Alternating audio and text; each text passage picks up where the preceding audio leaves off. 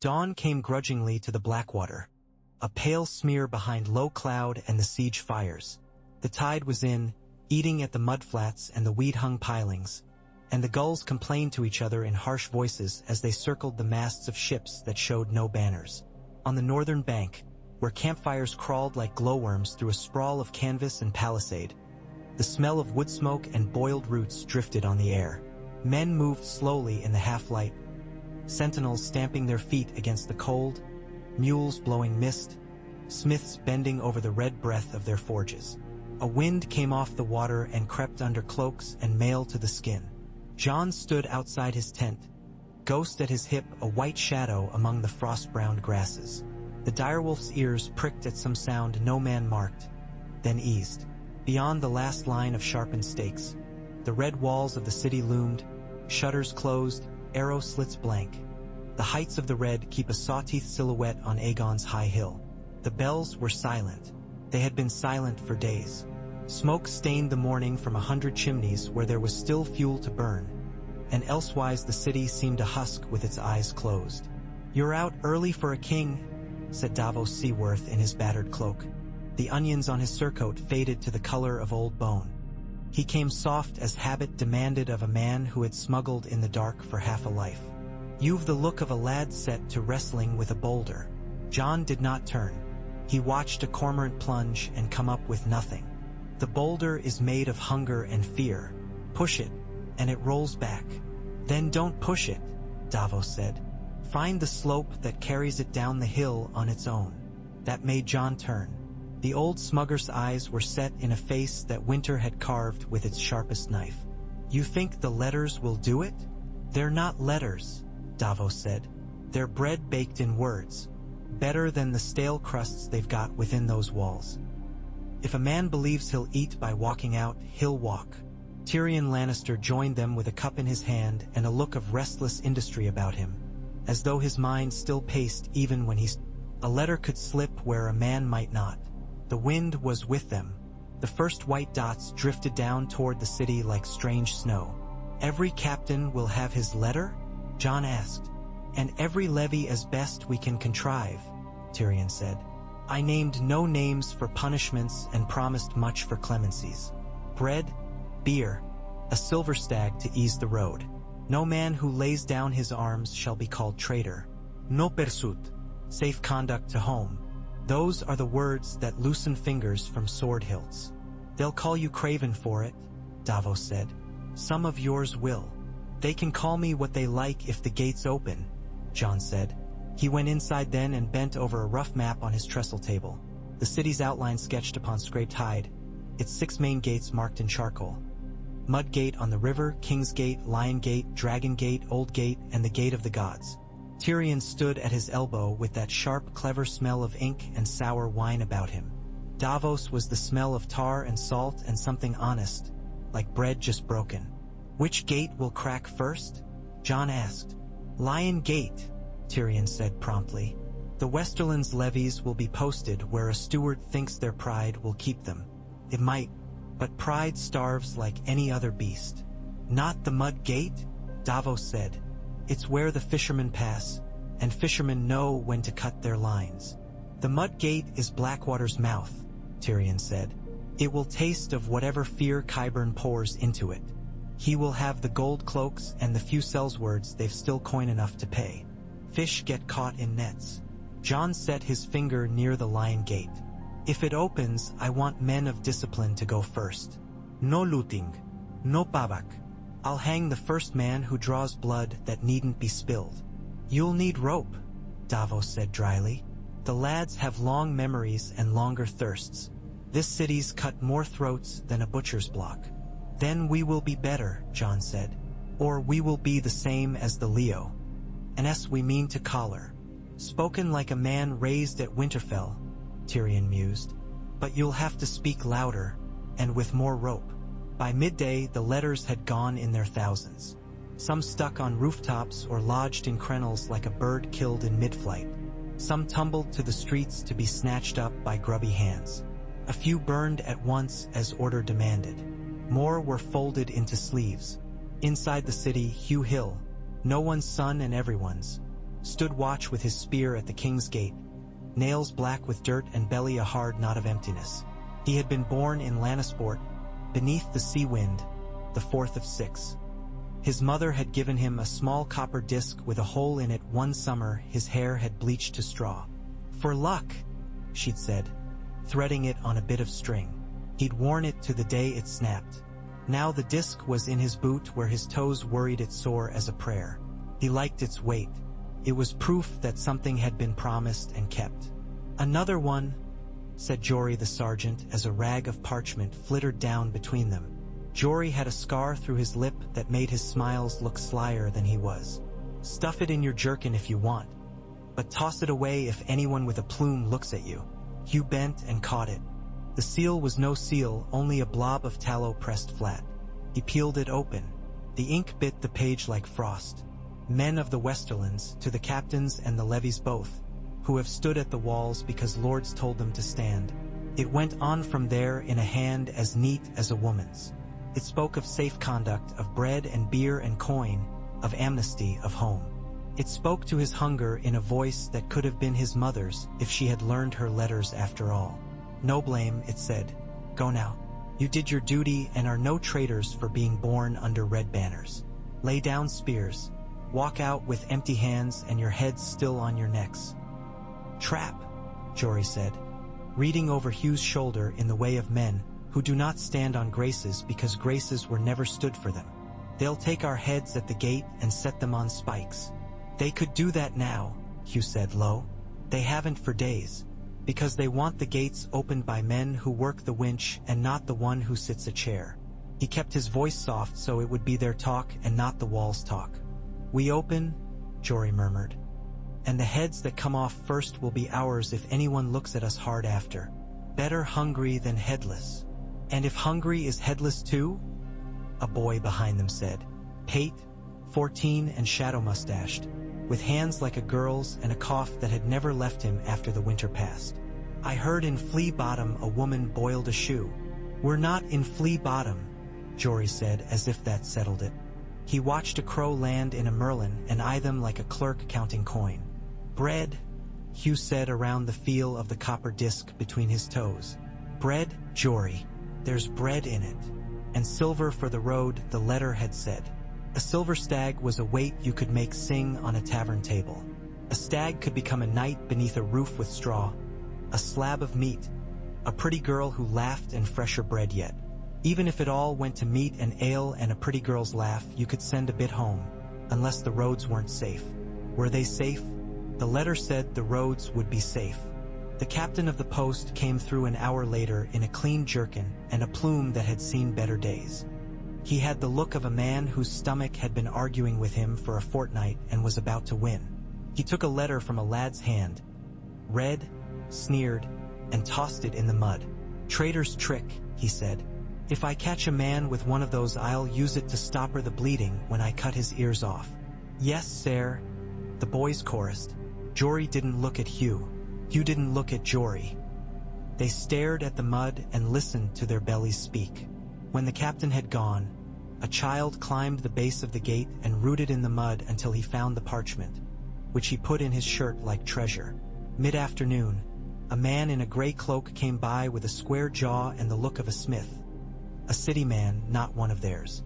"The Queen says if any man is caught with a rebel letter he'll hang on his own spear," he announced. "You're paid to ignore lies." "What of food?" Hugh called. He ought not to. The word came out of him like a belch. "There's talk but none for us." "Serve and you'll be served," the man in gray said and moved on. "Spin and you'll have wool," Jory said under his breath. That night, there was a fight at the stew vendor's kettle and 2 men died of knives for a bowl rich with nothing but turnip and the memory of pork. The watch came late and beat the living as though they'd been too slow to beat the dead. Hugh had no bowl. He sucked a pebble for 2 hours to make saliva. Beyond the walls, watchfires burned steady. The ravens came again at dawn. When the 3rd day's letters fell, fewer were burned. Jory tucked his into his boot top without comment. Hugh kept his in his cuff and traced the words with a dirty fingernail and told himself the ink made his finger black.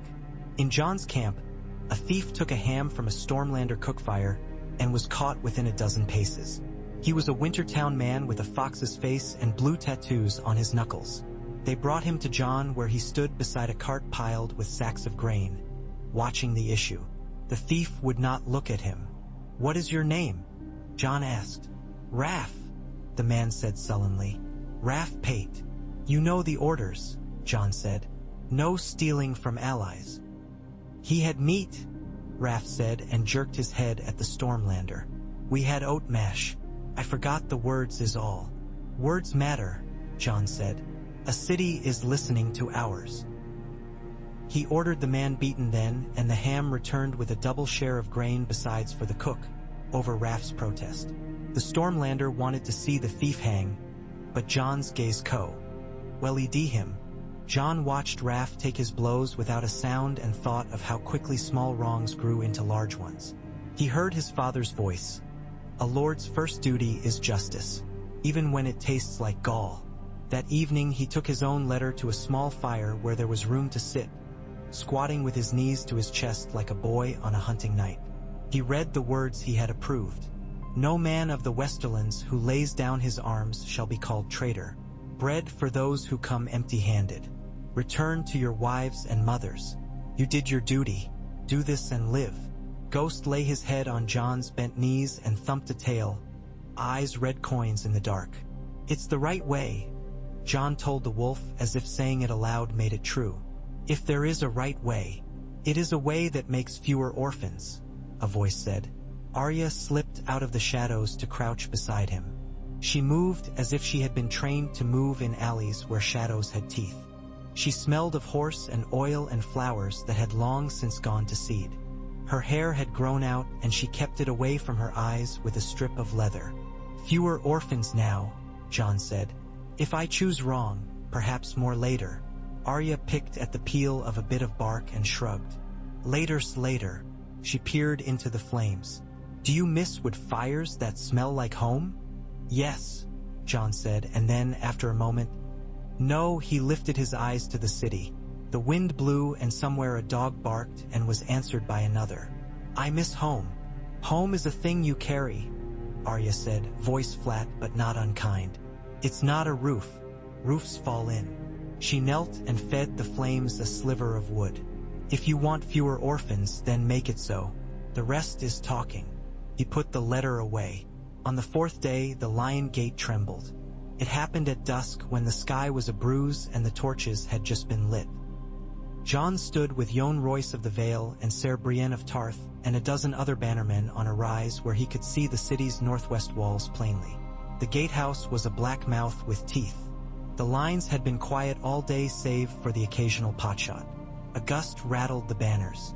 A horn blew in the camp beyond the rise, a long flat note, and another answered it from the far side as signals went down the line. "Hold. Be ready. Hold." At the gate, lanterns bobbed like bees. The portcullis shivered and dropped a handspan, went up again, dropped a handspan more. A shout, a hammering from within, iron on iron, a desperate peal. The wind carried a voice. "Help us, help, help! Gates!" Jon Royce breathed, as if naming a ghost lest it vanish. "They're fighting at the winch." "Stormlanders on the left," Jon said. "Riverlands on the right. Hold your men.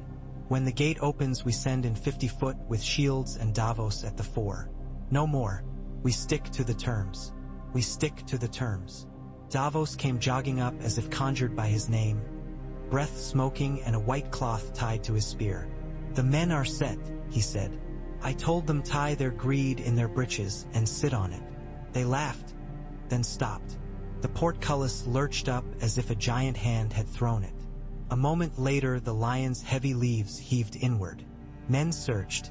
Some pushed, some pulled, some cut with axes at great ropes that moaned and frayed. "Now," Jon said, and the drums spoke along the siege line. Not the beat of blood but a measured tread.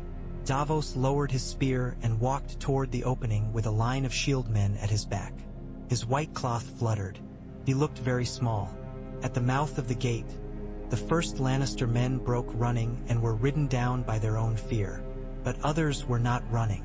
They were throwing down spears, flinging them away as if they burned. Hands up, voices high. Amnesty! Bread! No trater! The words had the cadence of a prayer. Davos's line met them gently. Men were taken by the elbows and turned aside. Swords were stacked, helms tossed, boots kicked off to show no dagger in them. A man had forgotten how to weep and found out again. From above, a crossbowman loosed in panic and the bolt buried in a Riverlands man's neck. Ser Brienne flinched as if it were her own wound. Jon held very still. The Riverlander fell like a tree. His fellow reached for his blade and checked to the weight of Jon's hard look as if it were a hand on his wrist. Hold, Jon said, no louder than a lover's vow. And yet the command went out from him and down the line and the blade was not drawn. Then a voice boomed from within, deep and awful like a stone rolling down a cliff. Close them! Close, you dogs! A giant in dark plate strode into the lamplight and men leapt aside like rabbits. He had no face. His helm was a blank, and the air around him felt as cold as meat left on a stone in winter. He walked like a man wading in a stream he barely felt.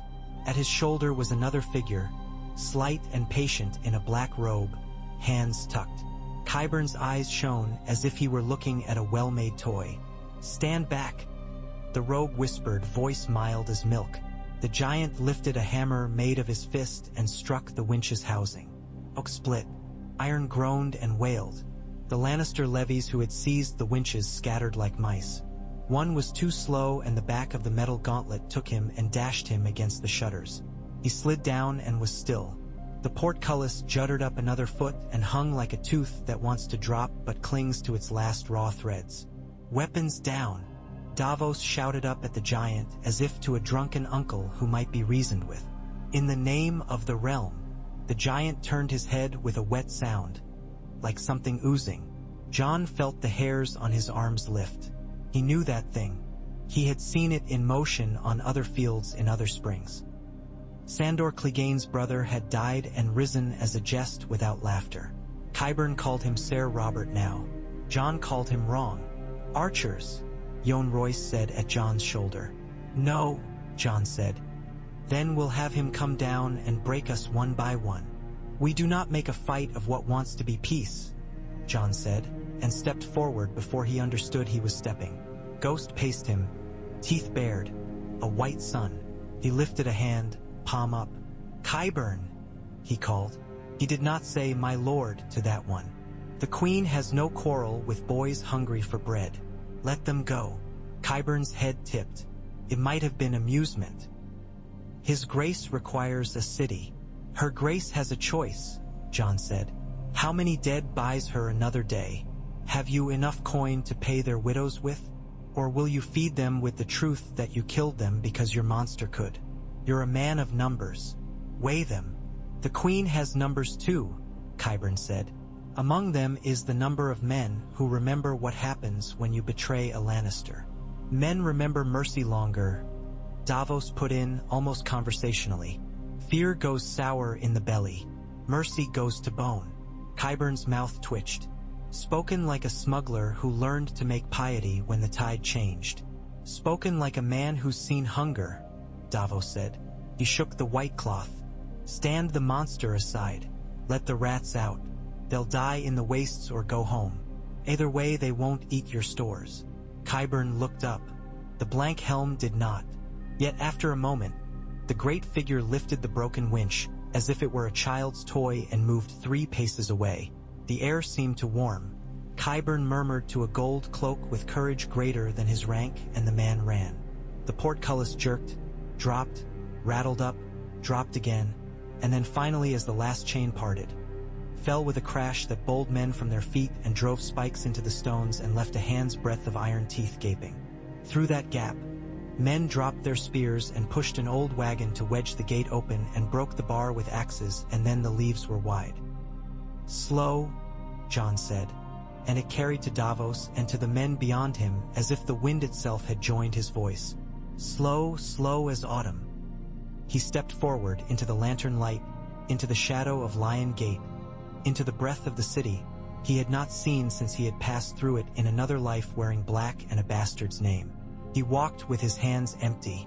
Lannister boys squeezed past him, breath quick in their throats, fear strong as musk. One looked him in the face, saw the dire wolf, and flinched as if expecting fangs. Jon nodded to him. "What's your name?" he asked, and the boy stammered something that sounded like Tom but might have been Tim. "Go on, Tom," Jon said, and by his look gave leave for the lad to be what his mother had called him in their yard. Hugh Hill stood in the press of it with Jory and paid hard against him. They moved like fish through reeds. The old gate was farther, but this was the gap, this was the breath, this was the door that said live. Hugh pushed. Someone's elbow took him in the ribs. Someone else's tears sheened his cheek like rain. He saw a man in a gray cloak with a clerk's jaw turn away from them, hands folded in his sleeves as if he'd done his sums and disliked them.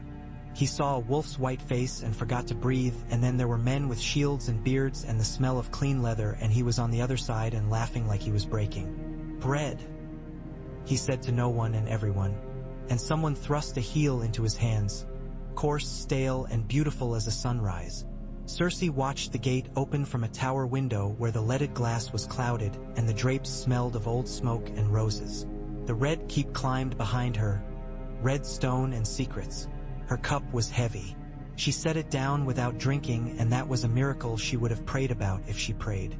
Qyburn entered without scratching. "Your Grace," he said. He looked very small. Qyburn always did unless he was alone with his toys. "My grace is a liar you say to yourself," Cersei murmured. "You think I did not see it in your scholar's eyes. You counsel and you number and you forget the arithmetic of the heart." "I do not presume to number your heart, your grace," he said, mild. "Only the men outside." "I say only there is a slope and you will go down it," Qyburn said. "You can go standing, or you can go dragged." "Get out," she said. He bowed and went. When he was gone, she poured wine and then poured it back into the flagon, steady-handed. She went to her son's old rooms and stood under a painted ceiling and looked at a bed small enough to make her breath catch. She remembered nothing imagined by magicians. She remembered the weight of a child at her breast and the smell of hair. She had thought love would make them safe. If love does not make us safe, what is its use? She slept for an hour in her chair and dreamt of bells. In the morning, the king's gate cracked. The day after, the old gate. They gave in the way of men who cannot admit they give in, a little at a time, saying it was not what it was. The gold cloaks took coin where they could, looked the other way where they could not, and when a few made a last stand, their fellows held back their arms to let them do it and then let them fall without sorrow. The amnesty men went through the gates thin as shadow and came out and took bread and turned their faces toward home and did not stop for anything. Jon walked through the city with Davos and Tyrion and 100 guards, too few by any sane counting. He walked unhelmed. The air inside was different. It had the smell of dust long undisturbed, of dogs that had forgotten to bark, of onions boiled too long. The streets remembered blood and did not show it. The crowd watched, wary, eyes on Ghost as much as on the man. Tyrion's gaze flicked from window to alley mouth to rooftop. He had been here with one king and another and knew where stones came from. Flea Bottom was a knot of sullen hunger. It looked like a mouth with its tongue chewed raw. Jon stopped there and watched the casks open and the bread passed hand to hand in a patience that made his throat tight. A girl with scabbed legs watched him with the gaze of someone who long ago learned that nothing you saw lasted. He gave her his own heel of bread and she sniffed it like a cat before she took it. When Tyrion tried to speak to a woman he judged of some weight among them, she spit and the spittle hung on his cheek like a jewel before he wiped it away. He did not smile. He did not bow.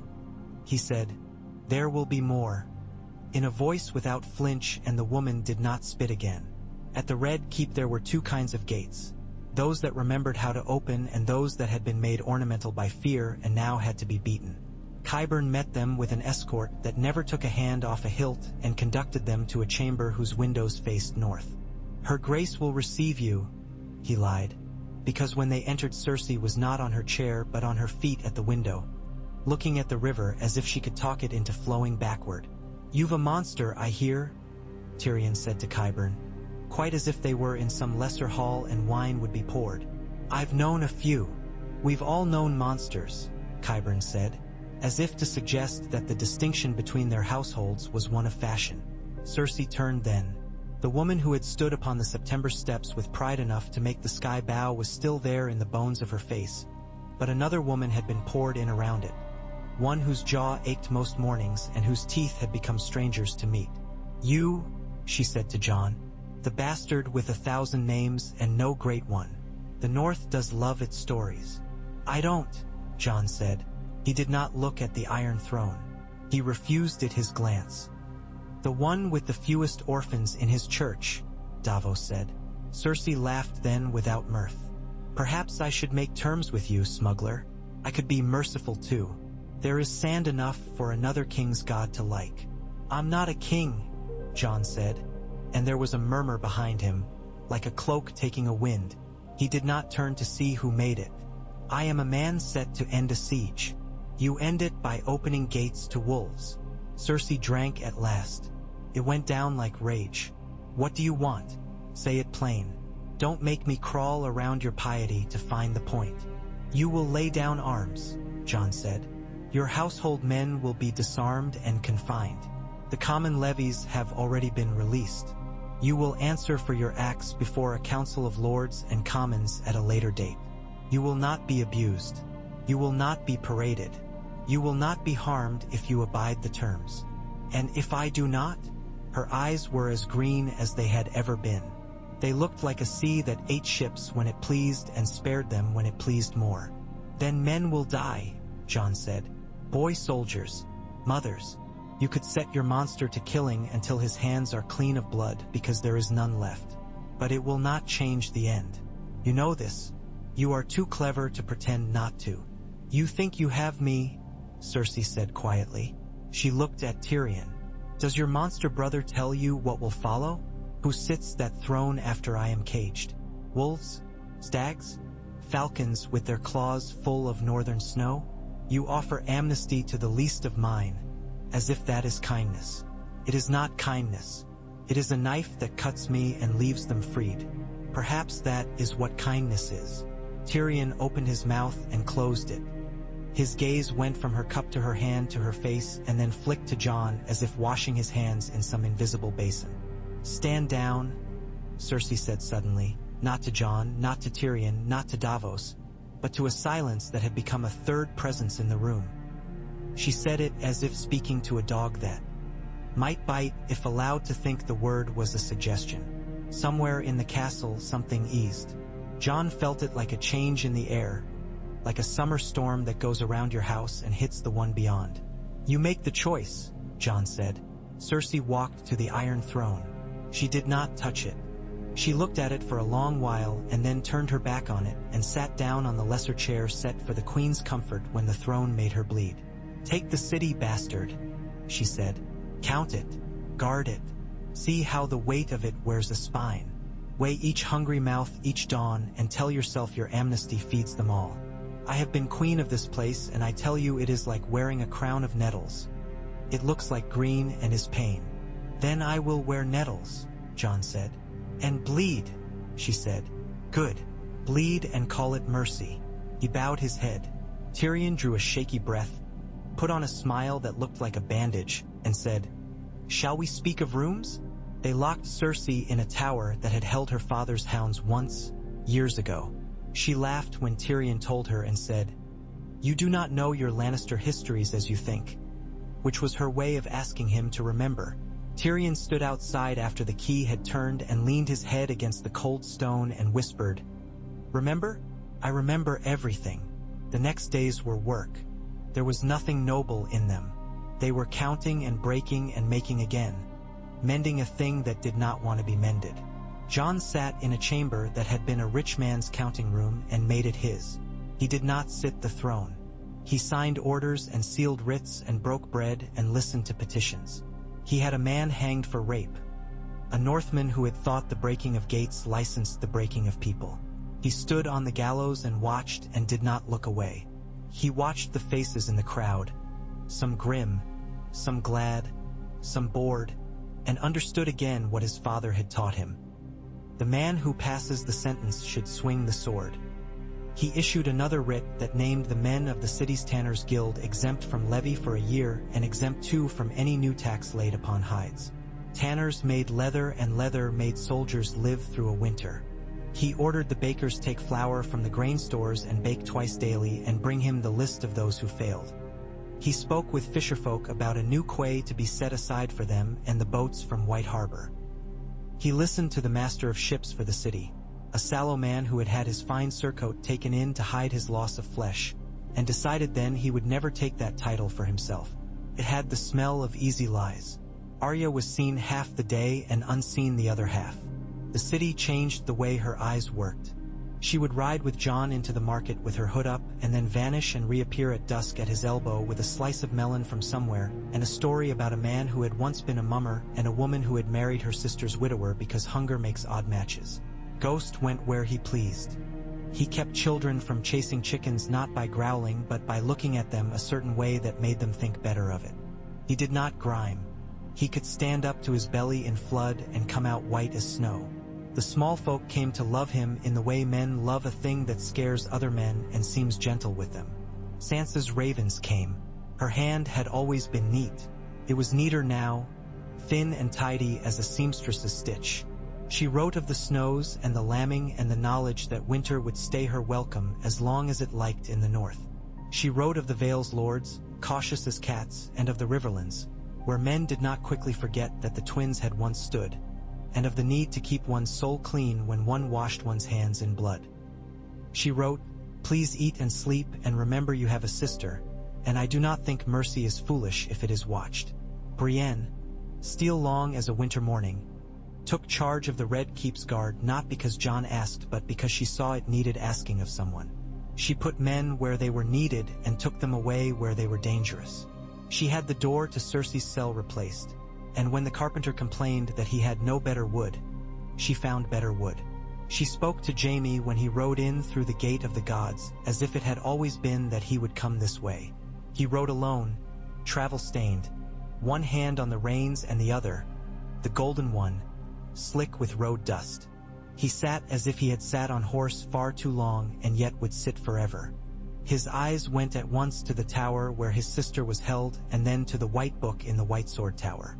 He swung from the saddle and flinched when his knees caught. "Is she? She breathes," Brienne said. He looked at Brienne as if he'd eaten something and could not decide if it was good. "And you, also," she said. "I intend to go on doing it." He laughed then, a sound like a scraped plate. "Tell me what I should do," he said abruptly, startling himself. "I once swore things and then broke them and then swore others and broke those. What thing can I swear now that will not be made into a jest?" "Here is a thing," Brienne said. "Swear to stand where the breaking is and hold until some part of the breaking stops. It is not a pretty vow. It does not have a pretty name. It will not make songs." "I have had enough songs to last," Jaime said. His eyes went to the book. "Do I write? Or do I wait for someone with a better hand to write me?" He lifted his gold hand and it flashed. "This writes nothing." Brienne reached and brought him parchment and a quill. "Tell me," she said, "and I will set it down." He looked at her and looked away and then said, slow as if waiting, "He spared the boys," and stopped as if shocked at himself, and then, "He spared the boys. He let them go. He took a city with a word we make jokes about. I saw it. I saw boys walk around with their heads and laugh like they'd forgotten how." "You can begin there," Brienne said. Tyrion went to Cersei's cell at night bearing 2 cups and the flagon. He had a book under his arm whose pages he did not look at. She did not look at his cups. "You think I will drink poison," she said. "I think you will not if I say drink," he said, "and will if I say do not. So I say neither and leave you to be contrary to the walls." She stared at him a long time. He poured anyway and left a cup within reach. She did not touch it. "He will hang me," she said. "He will put me in a square and tie my skirt over my head and throw horse shit at me and then hang me. He will present you to a council and they will say words at one another to make themselves believe they are something besides animals," Tyrion said. He drank. The wine was good. It had been kept back by someone who had thought ahead to feasts that would not come. It might almost work. "You will speak for me?" she said, as if it was a joke that bored her. "I do not know that I can," he said, and that was a surprise he had owed himself for some time. "I might speak for something that once wore your face. And if I wear it again?" she said, coiling. "Then we will know whether masks are enough," he said, and left her there with the cup near and her hands away. Hugh Hill went home. He put one foot in front of another until the road became his day and night alike. He went with boys he knew and boys he did not, and they walked mostly in silence because their throats belonged to water. He had a silver stag in his pocket and his mother's copper disc back on a string around his neck. He did not know if he would find home as he left it. He did not know if there would be a place for his feet on his mother's step.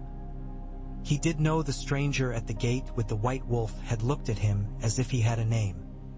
"Do you think they'll hunt us down?" Pate asked him once when they made camp under a hedge that had more gaps than it had leaves. "No," Hugh said. "Not because they could not. Because they said they would not." "You believe a king?" Jory asked, not unkind. "I believe a man with a wolf," Hugh said. Jory laughed softly into his sleeve. In the city, the faith sent word. The High Septon had been burned in the September when wildfire ran green as envy through the summer air. Now the faith's voices were smaller and more careful. They sent a Septon with a clean robe and chapped hands to speak of trials. Jon listened. "We will have a great council," he said. "It will seat lords and commons both. It will not be a thing that lasts long enough to become a habit. It will decide not who sits a chair but what that chair is allowed to do. The realm is not a child. It does not need another father with rings on his fingers." "You say this," the Septon said, "and you wear no crown. It is easy to dislike crowns when you have none. It is easier to dislike them when you have worn them in men's mouths and seen what comes after," Jon said.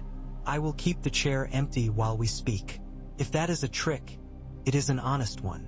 Word of the council went out on wings and boots. Lords came prickly and proud and sorry for themselves. Merchants with chain about their throats came and did not know where to put their hands. Men from the sisters and from the Dornish marches arrived with sea salt and sand dust and opinions severe as illness. The dragon pit, scorched before and scorched again, took them in and made them small beneath the sky. It was a long day and another and another. Jon sat and stood and answered and did not when he should not. He said amnesty often, still, because it was a word that had worked and things that work should be used until they break, at which point new things should be made and modestly tried. Tyrion spoke sometimes and was always listened to and almost never loved. Sansa's letter was read and received like a cup of water offered by a woman one is not sure one owes thanks to. Men with names like Manderley and Tarley and Dane and Royce and Celtigar and Bracken and Blackwood each in their turn rose and praised and stabbed and pawned and sighed. In the end, they did not name a king. They named a hand, reluctantly and with the look of men who agree to take bitter draughts for their fever. They named Jon the protector of the peace for a year and a day and no more. Jon accepted with the stillness of a man who takes up a burden because it needs lifting, not because he loves how it looks on his shoulder. They set Cersei's trial for the harvest. Between those markers, the city breathed. Children stopped jumping when a door banged. The baker's lines shortened. A woman painted a wolf and a fish intertwined on a wall, and no one made her scrub at it with tears after. Jaime went each day to the White Book and each day to Brienne and told her something and watched her write it down. Sometimes he was honest. Sometimes he was not.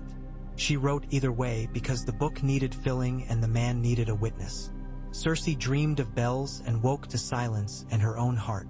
She stared through the slit at a wedge of sky and told herself it was left to her to teach the world what comes of mercy. Then one evening she took the cup Tyrion left and drank it, and found it to be only wine. On the day of the harvest, when the light came softer and the wind tasted of ripe things, the council gathered again. The dragon pit had a look of the last day of a market about it, everything much and nothing more to come. Jon stood and looked at faces, tired and expectant. He saw in them both the best of men and the worst. That was the way faces always were. Cersei was brought in not bound but not free. She walked as though the ground had been placed for her foot and would be removed for the next. She looked left and right and found no friends. Jaime stood and did not move toward her. Tyrion did not look away. She spoke when she could, strong as iron under velvet. She named the dead and the reasons they had had to die, and where there were no reasons, she cast one from air and called it fate. She made a confession without apology. Not to a god but to the room. She knew she had lost when she finished and heard the sound of men breathing in one breath. Jon thought of the day he had stood on a wall and watched the dawn not come and told himself he would not ask anything for himself from gods who had better things to do than listen. The sentence was banishment to a place no songs spoke of because songs did not care for it. The Silent Sister's house on Fair Isle. To clean the dead until her own hands were clean enough to be no one's. A mercy if you looked at it a certain way. A cruelty if you looked at it another. Cersei laughed once, so weary that the laugh fell to pieces before it reached the wall. "You will never be free of me," she said, and walked out like a queen. After, the city seemed to exhale. The bells rang, once and then again. Men cheered and then faltered. Some wept. Jon stood in the shadow of the Red Keep's wall and put his hand on Ghost's neck and felt the steady life there, as though it was a rope he could follow out of whatever dark there was. "You ended a siege with a word," Davos said, as if he did not entirely believe it and so wanted to set it in the air. His face looked brighter than it had in months, like a lantern you had cleaned the soot from. "Men ended it," Jon said. "Boys ended it. Hunger ended it. I spoke and they let me." He thought of Hugh Hill's face without knowing his name. He thought of a girl with scabbed legs sniffing bread like a miracle. He thought of a monster standing aside because a word had been spoken. Whether the word had any power over the monster he did not know, but it had had power over the man who owned the monster. Tyrion came and stood with them. "The realm is not a child," he said softly, echoing Jon's own words. "But today it behaved like a decent one. Or perhaps like a tired one who has decided to stop screaming." "Perhaps," Jon said. He watched the light along the river. Boats move there like thoughts one has not had yet. "We will not always choose true. We will not always be kind. We will not always be strong. But today we were a little of all three." "And tomorrow?" Davos asked. "Tomorrow we count bread," Jon said. "We mend nets. We listen. We tell the men with long memories and longer thirsts that mercy is not a coat you put on and take off when it rains, but a skin. We hang those who would make it into a game that hurts the weak. We keep the chair empty as long as it will be kept. We try." "And afterward?" Tyrion said. "What afterward?" Jon looked past the city to where the road ran west and imagined a boy with a copper disc at his throat and a silver stag in his pocket and boots that were more holes than leather, and a mother who would pause with her hands in a basin and look up and say his name. He imagined that look. He thought of Sansa's hand neat on the page and Arya's small sharp laugh and Ghost's breath in the night when he woke to the old ache of winter. He thought of a nettle crown and the way it pricked and the way it did not bleed you empty unless you let it. "Afterward," he said, "we do the next right thing and the next, and we remember that amnesty is not a trick but a promise. And we keep it." He walked then to the river with Ghost beside him and the city behind him and a wind that smelled just a little of snow, though the day was warm. The gulls turned on their high invisible wheel. The bells tolled again. He listened. They sounded different when they were not summoning fire. They sounded like work. He could live with that. He set one foot before the other and did not think of the Iron Throne.